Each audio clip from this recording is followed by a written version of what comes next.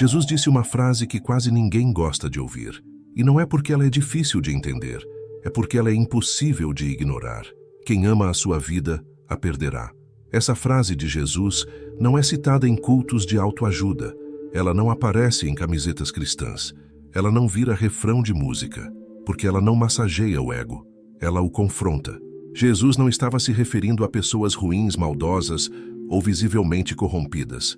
Ele estava falando com quem ama demais a própria vida, com quem vive para si, com quem não está disposto a abrir mão do controle, da segurança, da própria vontade. E isso pode estar falando de mim, e pode estar falando de você.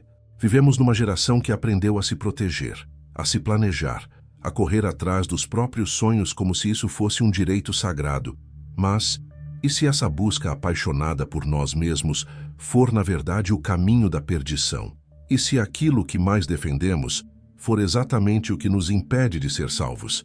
Você pode tentar suavizar, dizer que Jesus usou uma figura de linguagem, que era um contexto diferente, mas essa frase continua ecoando com força.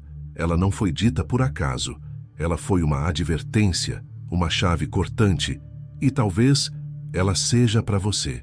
Será que sua vida tem sido justamente aquilo que Jesus pediu para deixar? Será que você tem amado tanto sua própria história, que está perdendo a chance de viver a dele? Será que essa frase descreve exatamente o jeito que você tem vivido até aqui? Se isso está mexendo com você, é porque essa verdade te encontrou no momento certo. Jesus nunca falou para agradar, ele falava para transformar. E talvez hoje, ele esteja te chamando para sair de uma vida confortável, mas condenada. Se você sente que precisa ouvir mais verdades assim, se algo dentro de você sabe que não dá mais para viver pela metade, então se inscreve agora no canal e deixa o like nesse vídeo. Não é por algoritmo, é porque essa mensagem precisa alcançar quem ainda está vivendo enganado, achando que está tudo bem quando já está perdendo tudo. A maioria das pessoas não percebe o quanto está presa. Presas em rotinas, presas em planos, presas em uma ideia de vida que parece certa, mas que no fundo só protege o ego. Elas acordam todos os dias com um roteiro pré-programado. Acordar, trabalhar, pagar contas, postar nas redes, buscar algum prazer, repetir. E chamam isso de liberdade. Mas se você observar com atenção, vai ver que essa vida normal é, na verdade, uma prisão confortável. A pessoa evita riscos, evita perguntas difíceis, evita olhar para dentro. Ela segue o fluxo da multidão, se esconde atrás de frases prontas como "Deus conhece meu coração" ou "Ninguém é perfeito mesmo". Só que esse apego à estabilidade, ao controle e à aparência está matando a fé. A fé que deveria ser entrega virou planejamento. A dependência de Deus virou autoajuda. A confiança no invisível foi trocada por metas de curto prazo e planos de previdência. E no meio disso tudo, o espírito vai ficando seco. A alma vai se acostumando com o morno. Pessoas assim até vão à igreja, até leem a Bíblia, mas fazem isso com o coração travado, sem quebrantamento, sem escuta verdadeira, apenas cumprindo um protocolo invisível de alguém que está tentando. A verdade é que muitos já não ouvem mais Jesus. O máximo que fazem é encaixar ele dentro do estilo de vida que escolheram. Querem que Deus abençoe seus próprios planos, mas não estão dispostos a abrir mão deles.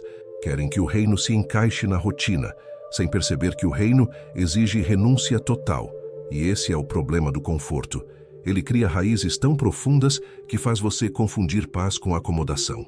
Faz você achar que está em segurança quando na verdade está paralisado.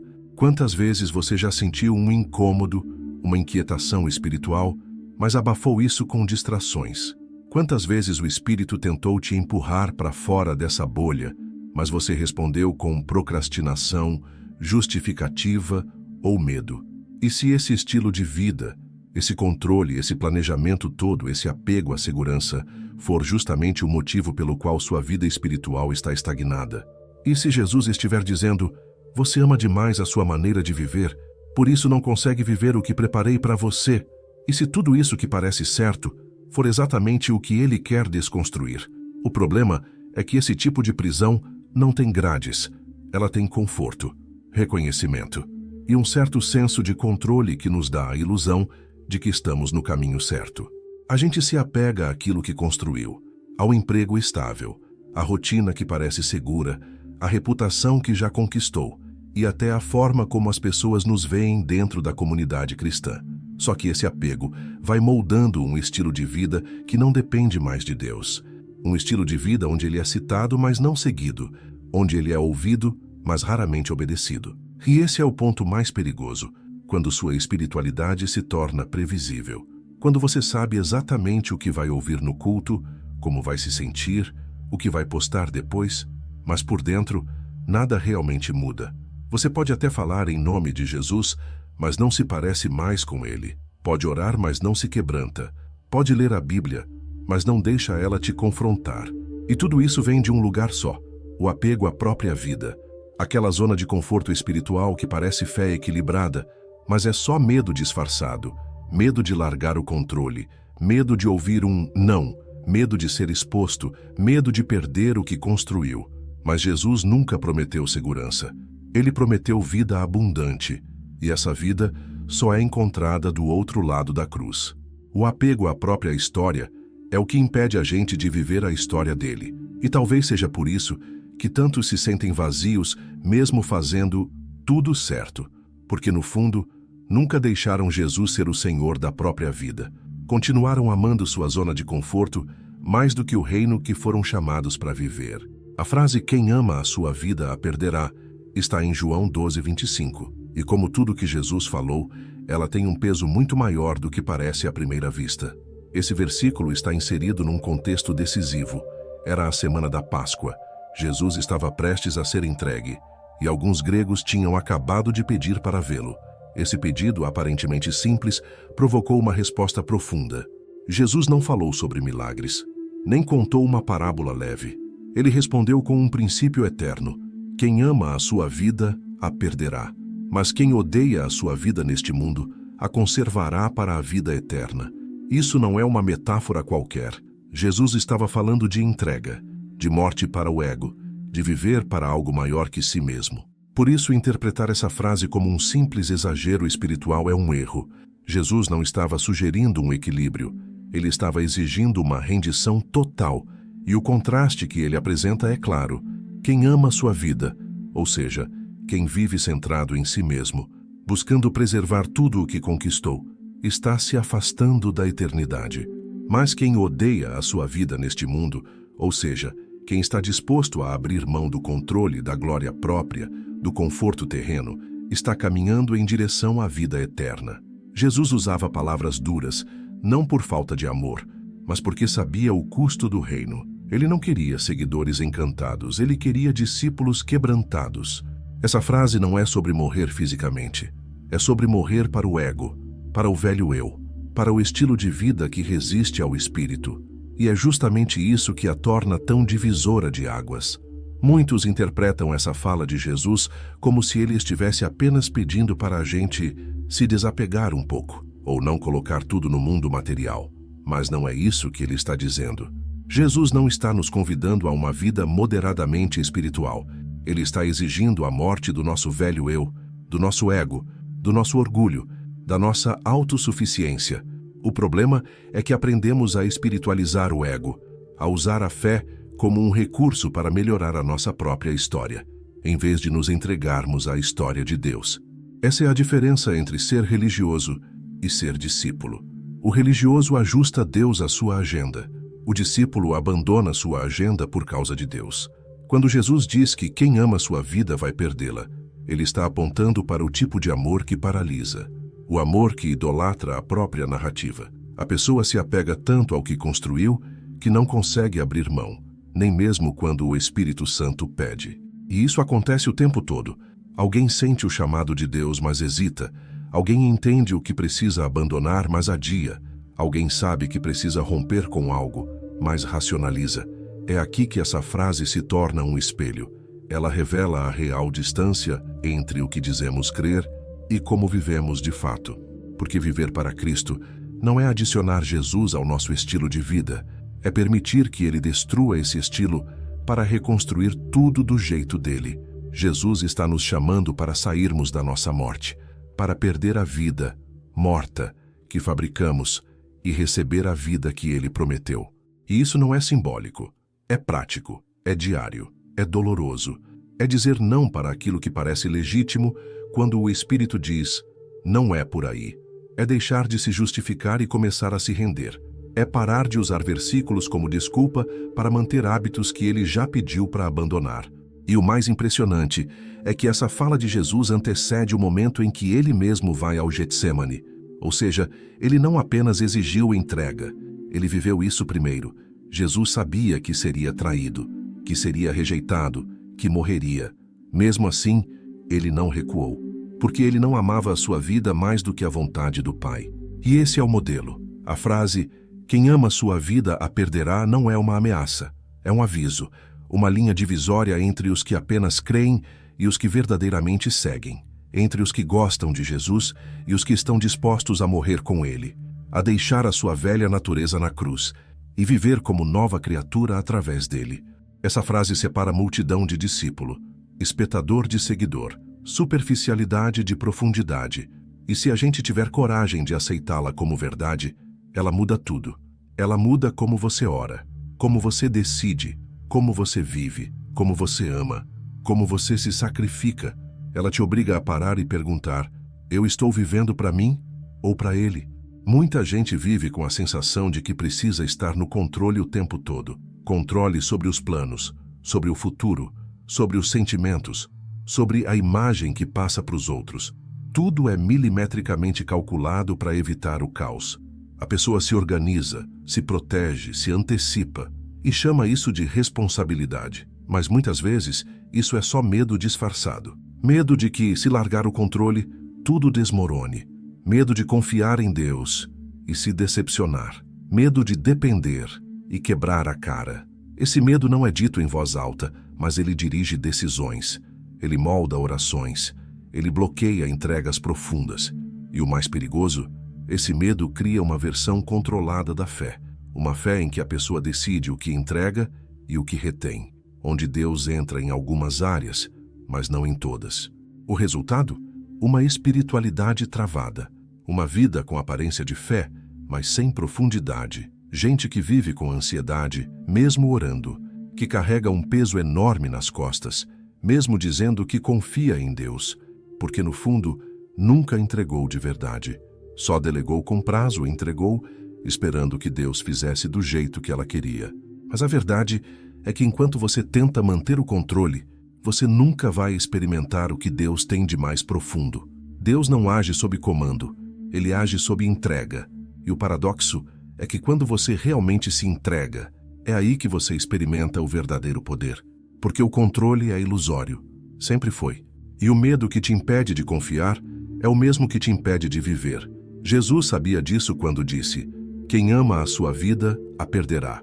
Ele estava falando com todos os que acham que conseguem se salvar sozinhos, que acham que sua própria estratégia vai dar certo. Mas no final, quem ama demais sua própria história, acaba perdendo o que mais importava, a chance de viver a história que Deus escreveu. Talvez por isso tantas pessoas se sintam frustradas espiritualmente.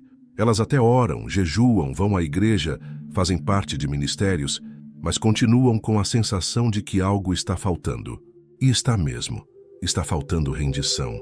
Porque enquanto a fé estiver sob controle humano, ela nunca vai gerar transformação real. Ela pode gerar disciplina, pode até gerar desempenho religioso, mas não gera vida nova.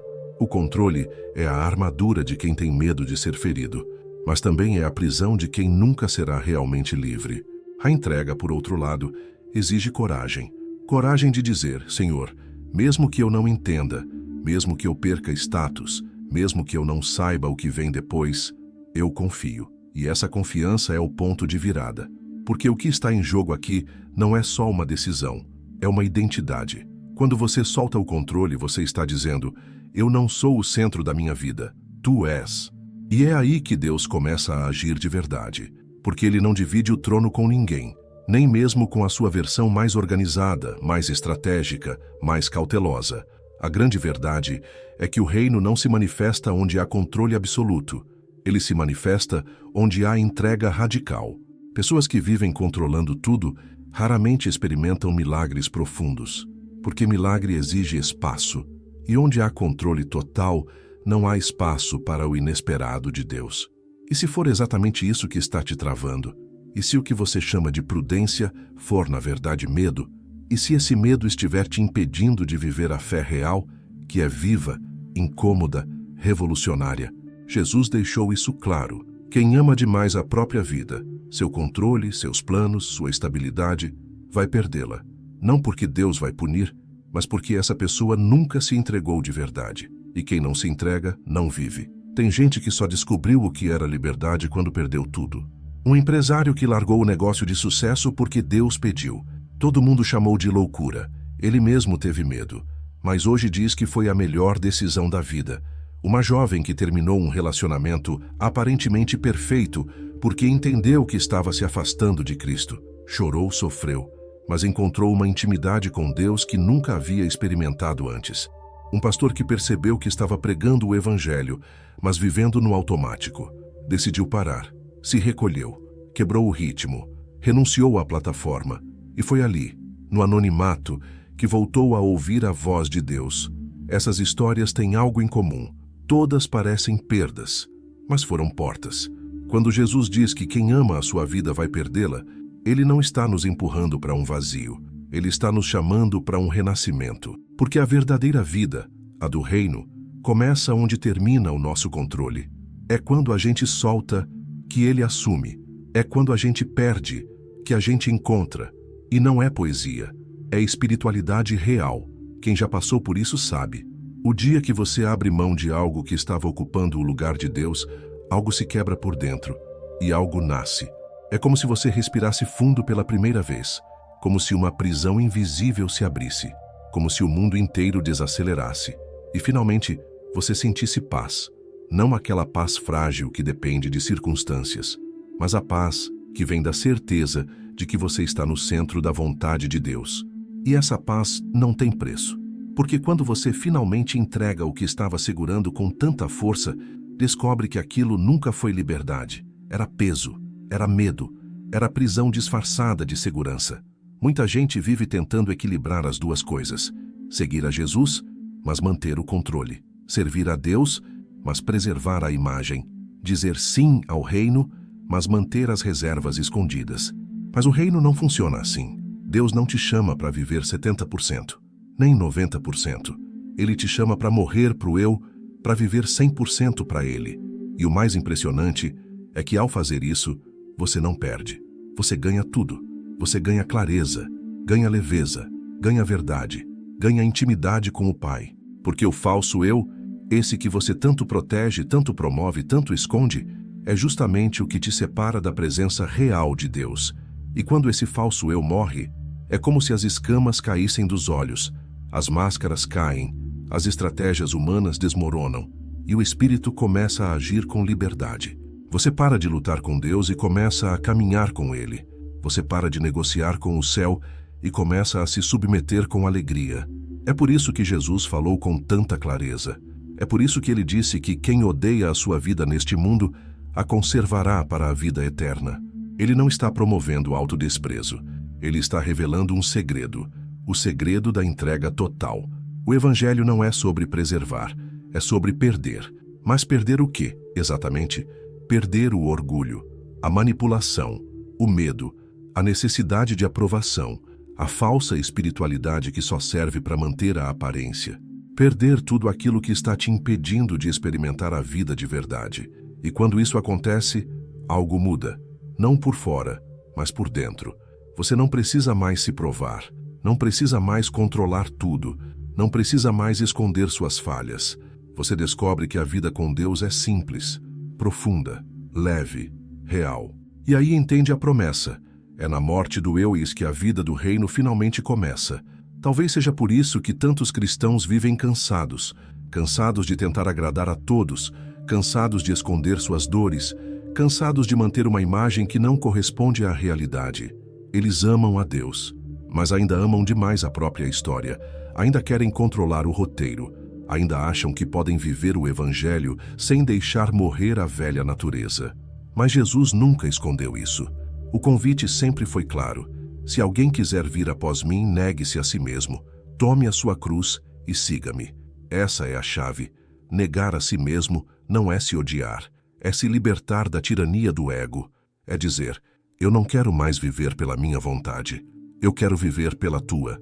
E quando isso acontece, não tem mais volta, porque você prova algo que o mundo não pode oferecer: descanso para a alma, alívio da performance, cura da identidade. Você encontra vida do outro lado da entrega.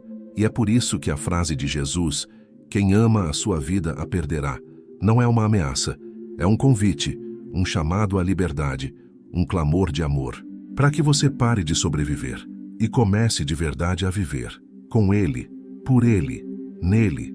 Jesus não estava brincando quando disse, quem ama a sua vida a perderá.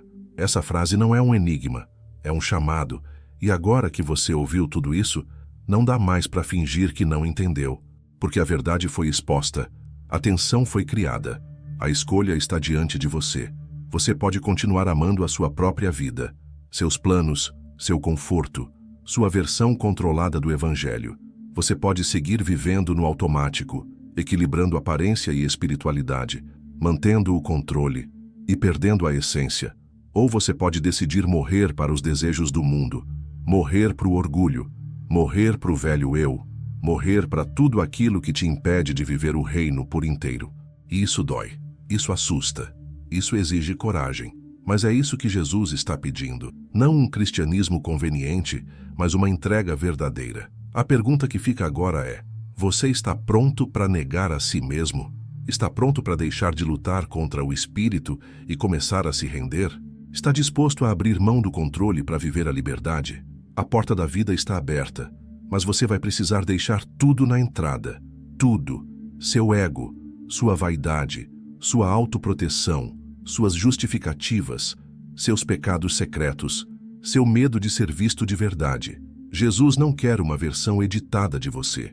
Ele quer tudo, porque só quando você entrega tudo, é que ele pode fazer tudo novo. A decisão está nas suas mãos.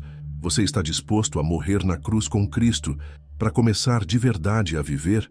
Talvez você nunca tenha ouvido alguém te chamar com tanta clareza. Talvez sempre tenha pensado que seguir Jesus era ir à igreja, fazer o bem, evitar pecados grandes, e pronto. Mas hoje você entendeu que é mais do que isso, que é tudo ou nada, que é morrer para você mesmo para só então viver para Ele. E essa é a maior decisão da sua vida. Não dá mais para viver dividido, não dá mais para servir a dois senhores, não dá mais para cantar louvores e continuar escondendo o coração. Deus não quer um religioso funcional, Ele quer um filho rendido, e isso começa agora, aqui, nessa decisão. Você não precisa ter tudo resolvido, não precisa entender todos os passos, não precisa ser perfeito, só precisa dizer, Jesus, eu me rendo. Essa rendição é o que muda tudo. É quando você deixa de viver no modo sobrevivência e começa a viver com propósito. Porque quando o eu morre, Cristo começa a viver em você. E sim, ainda virão lutas, medos, resistências, mas você não estará mais sozinho, porque agora a vida que pulsa em você não é mais sua, é dele, e a vida dele é eterna, é poderosa, é livre. Então hoje você tem uma escolha real diante de si. Não emocional, não simbólica, real. Você pode seguir vivendo do seu jeito, ou pode deixar tudo na entrada da cruz e passar pela porta estreita que leva à vida. A pergunta não mudou. Você está disposto a mortificar-se para a carne e para o mundo, para enfim viver? Talvez essa seja a primeira vez que você esteja ouvindo isso com tanta verdade. Talvez você esteja aí com o coração acelerado, tentando entender por que essa mensagem te pegou tão forte. Mas a resposta é simples. O Espírito está te chamando. Esse é o seu momento. Não amanhã. Não quando tudo estiver certo. Agora. Você não precisa ser forte. Só precisa estar disposto. Disposto a largar tudo aquilo que te impede de se entregar por inteiro. Disposto a confiar, mesmo sem saber o que vem depois. Disposto a morrer para a velha natureza, para, finalmente, viver verdadeira vida. Jesus não veio ao mundo para fundar uma religião. Ele veio para resgatar pessoas da morte, mesmo que para isso precise matar nossas ilusões primeiro. E quando ele disse, quem ama a sua vida, a perderá, ele estava desenhando uma linha. De um lado, os que vivem para si mesmos. Do outro, os que estão dispostos a morrer para o mundo, para viver com ele. Essa linha está agora diante de você. E o mais incrível, muitos que ouviram essa frase pela primeira vez disseram que foi como um despertar, como se algo tivesse quebrado por dentro, como se, finalmente, a ficha tivesse caído. Talvez esteja acontecendo com você também. Se essa mensagem mexeu com você, não ignora o que o Espírito está te mostrando. Deixa o like, se inscreve no canal e comenta aqui embaixo. O que essa frase de Jesus te revelou hoje? Isso não é só um vídeo, é um chamado. Um chamado para sair do raso, para morrer para o velho eu, para viver o que ele realmente tem. E essa foi só a primeira parte, porque Jesus não parou por aqui. Ele disse algo ainda mais radical, algo que desafia até os mais firmes na fé. A gente se vê no próximo vídeo. Deixem os mortos enterrarem seus mortos. O chamado radical de Jesus contra a zona de conforto.